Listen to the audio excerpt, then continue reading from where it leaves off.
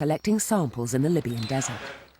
Analysis of their data has given them enough information to produce an environmental model going back 10,000 years. I'll show you what we've got. Pretty exciting. Okay, let's give it a try. The lake's reconstructed according to our field data. So we're going quite deeply into the sand sea here. Yeah. It's easier flying over it than driving through it. And that's a lot quicker on here. The model takes us back from the arid present day through the time of Juan Mahujaj to when the Saharan climate changed dramatically, covering the dunes with vegetation and turning the valleys into lakes. It all happened 10,000 years ago, when a shift in the Earth's axis caused the tropical monsoons to penetrate right into the central Sahara. And with these rains came the ancestors of Juan Mahujaj. 10,000 years ago, humans, black humans coming from the south, following the monsoon belt, occupied the central range of the Sahara. This led to the first occupation of the central Sahara, and we have these black people in the central ranges, in the Caucasus Mountains and in the immediate surroundings. And they were not the only ones. Around 7,000 years ago, people from Mesopotamia and Palestine arrived, introducing cattle and goats into the central Sahara. So we can imagine that the central Sahara, the Caucasus Mountains, has been one of the first world melting pot, because we have black people coming from the south and say something like white people coming from the Near East and probably Eastern Sahara.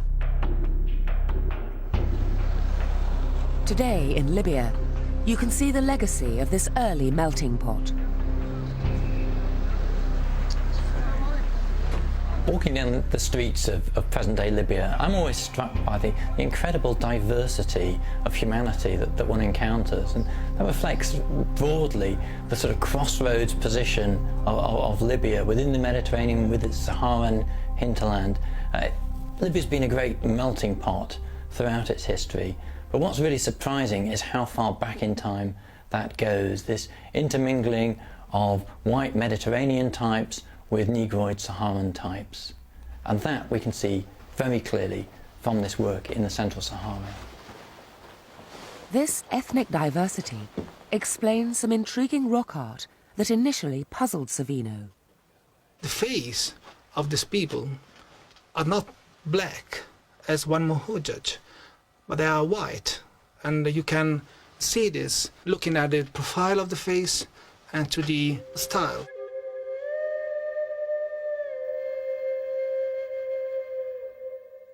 It is this mixed-race culture which mummified Juan Mahujaj.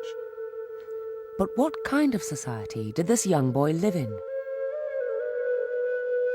We should imagine that we have here probably 4 or 5 families, 25, 30, 40 people living here. They used round huts. Each family has probably 2 or 3 cows and probably 10, 15 goats. Rivers, trees, bushes, really, it was a different environment. And they had time. They had time to stay here, and people sitting down and prepare things.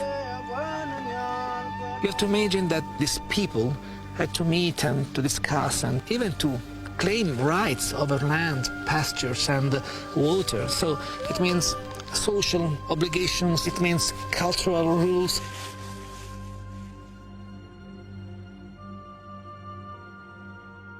And I think that the Juan Mahujaj mummy is really a very important piece of this evidence. But what else can the black mummy tell us about this society? One important clue is the ostrich eggshell necklace that he was still wearing unbroken when he was first discovered. We still have some few beads of a necklace of ostrich eggshells. In ancient societies, the inclusion of grave goods indicated ritual and ceremony, and the mummification process suggested something else. Even though Juan Mahujaj is the only complete Saharan mummy ever found, These people had been mummifying their dead for hundreds, if not thousands of years before the boy died. Now this is a really sophisticated form of mummification, and it wouldn't have just appeared from out of nowhere. The black mummy is obviously almost the end result of a very complex development in this very highly skilled procedure. But why was this young boy mummified? Was it because he was special? The family of Vamuhojat, we can say, was not particularly rich or particularly powerful. The fact is that this kind of pastoral society were quite egalitarian in their social organization. The fact that this is a very small child that's been mummified with a great deal of care and attention suggests that this is a society which doesn't necessarily judge individuals by their achievements. So the fact that people were obviously mummifying those in society who are frequently regarded as the least important, the children, presumably in the hope that they would live again in some form of afterlife, can, I think, tell us a great deal about those responsible. There's obviously a great deal of compassion and love that would have gone into such a procedure, and a desire perhaps to keep the dead child with one at all times. But it was the date Juan Mahujaj was mummified that raised the key question.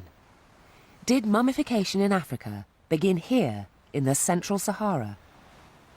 We have here, really, in this very place, the oldest mummy in Africa. Is more than 5,000 years old and is at least 1,000 years older than the Egyptian mummies. So this means that the mummification process, the mummification knowledge, wasn't born in Egypt, and we have here the first evidence of this. So it's really very tempting to suggest some kind of, say, movement or some kind of circulation of ideas from Central Sahara spreading out up to the Nile Valley. So it is really tempting to do this, but as archaeologist, I need hard evidence to do this. Savino knew that many of the descendants of the Black Mummy had been forced to move out of the Central Sahara just 500 years after his death. The environmental work had confirmed another dramatic climatic change around 5,000 years ago, returning the Sahara to its present arid state.